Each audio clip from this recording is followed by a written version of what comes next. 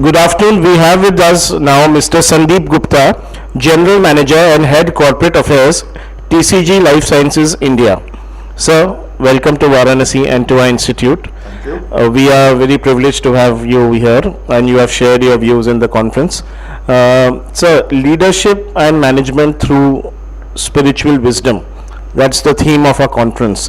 We'd like to know your views on the theme of our conference, sir. Well, if you ask me, you see, there's nothing as spiritual wisdom. Wisdom is always spiritual. So it is only this that the changing paradigm from the 20th century to the 21st century, it's a shift from materialism to consciousness awakening, right? And probably this word spiritual wisdom has become a, what should I say, एक buzzword सा हो गया है market में, right? But wisdom is always spiritual. And as far as the theme, leadership and management through spiritual wisdom, I think it's the need of the hour. And well, India can show the world how practical spirituality can be applied to every aspect of human life and still enjoy the benefits of materialism. So you're saying balancing both? As far as India is concerned, we have always balanced both the lives. We have always believed in a holistic philosophy. And if that has been done for thousands of years, what's the problem now? So, you have spent considerable time in the corporate affairs. So, we would like to understand that when a person is entering a corporate, he is, if you ask him himself, you'll get the answer as an individual that yes, I follow values, ethics. But somewhere down the line, when he enters the corporate and competition gets the better of him, or he is under pressure, so we see a conflict between the goal that he's supposed to achieve and the voice of his soul. So how can a person practically in a corporate balance the goal soul in proper fashion? You see, the problem is not with the person. The problem lies in our education system.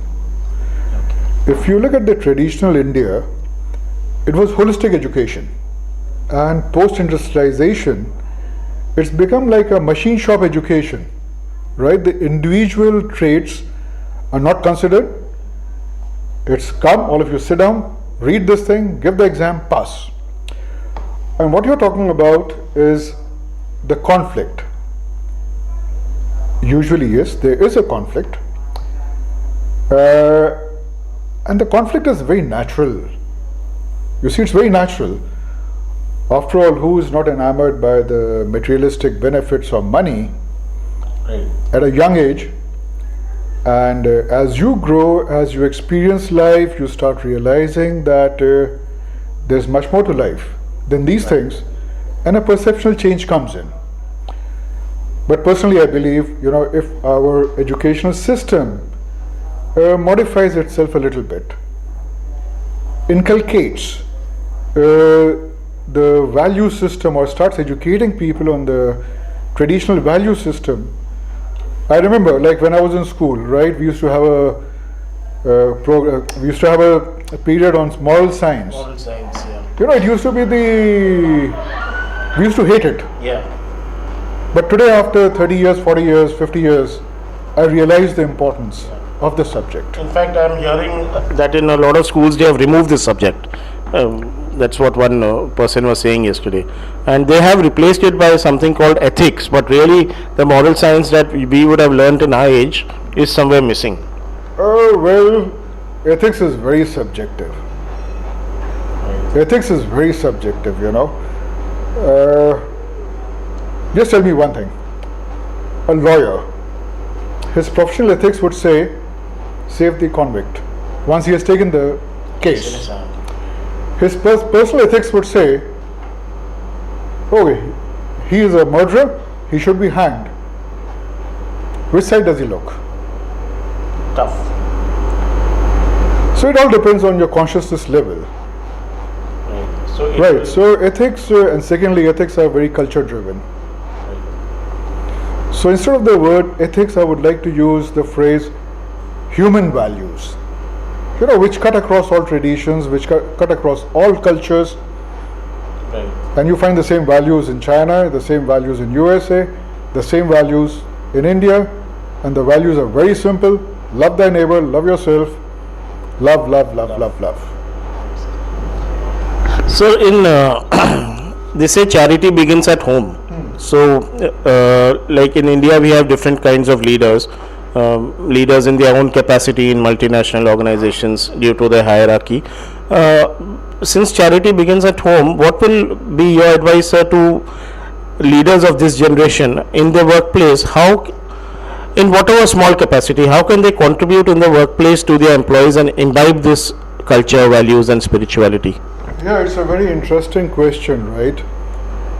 Like in the morning itself, I had said in my deliberation that a lot of focus is being given on leadership consciousness awakening. Yes, definitely leaders are the most important part. But a general in the army might be highly motivated, skilled, right? But if his soldiers are not committed to the cause, can the general win the war? No, He cannot. he can't. Therefore, this transformation has to take place across the organization. So what the leaders can do is they can create an environment for the members of the organization, right, to start practicing. And when I say an environment, I mean environment, again a paradigm shift from total materialistic or the total economic management of business to a paradigm where economics is given importance, but at the same time the social values, human values are also given importance. So a little question away from this normal topic. Sir, we have learnt in the Ramayana, like Lord Ram was sent in exile for 14 years. But even then, when Bharat got an opportunity to take over the kingdom, he yet said, no, I will keep Ram's slippers because this truly does not belong to me and I will be a caretaker till he returns.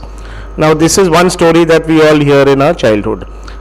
And in today's current scenario, if you see what is happening in Parliament, people who have been in power for even 2 terms or 3 terms, yet to retain that power, forget even giving it to somebody else, they want to grab it, whether it is coalitions, so what kind of example are they setting on on our generation, and is there a solution to it, sir? Look, I know one thing: wealth, power, and sex. They are the 3 divine forces, right? But man, in the ignorance of his lower tendencies, more often than not, becomes possessed by these 3 forces rather than possessing the 3 forces.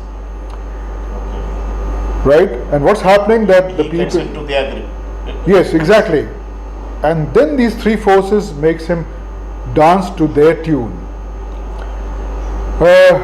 As far as the reform you're talking about, I think the only way is there should be a consciousness wave, or there should be a consciousness awakening in the society.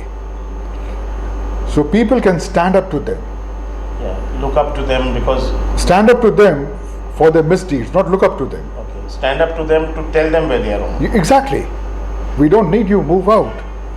That way probably Anna did a very good job, but then the System is a system. not system, the entire crusade, Yeah. Fizzled out. People had their own views, but I think that's the only way. So there is a syndrome of the 3 P's now that people talk about in a corporate world or anywhere. That is people, profit, and planet. The planet, the environmental concerns coming in. So these 3 P's in particular, people, profit, and planet. Any spiritual angle or that can help to maintain this pyramid? Well, the 3 P's you're talking about, I think your conference is all geared to integrate them. And my experience says that at an intellectual level, you might say anything, but when it comes to operations, when it comes to your you being driven by the lower tendencies, then you tend to forget everything. So you have to be. So what we have been talking for the last 2 days, 3 days, 2 days, and you'll be talking tomorrow, that's the way out. That's the way. Yeah.